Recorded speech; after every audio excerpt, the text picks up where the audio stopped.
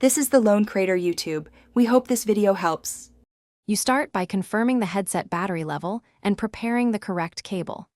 Plug the included USB-C cable into the headset and into a 5V/1A2A USB port.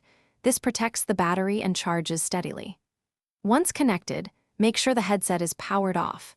Charging while on can slow the process and create unnecessary heat. You'll see the LED indicator light.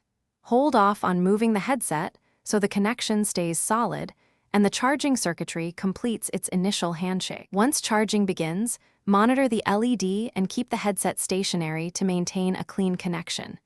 You should avoid using the wireless dongle while charging because active radio can draw current and slow recharge. Unplug the dongle from your PC or dock if necessary. For a faster top-up, a 2A port is acceptable, but make sure to stop around 90% if you care about long-term battery health. Lithium batteries last longer when not constantly topped to 100%. You finish by unplugging when the LED shows blue and powering the headset on to verify normal function and audio.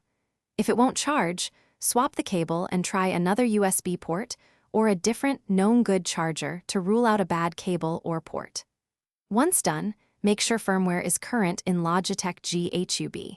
If indicators act erratically, a firmware reset often clears charging state bugs.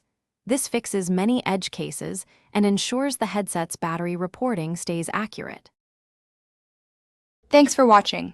Consider subscribing if we helped you.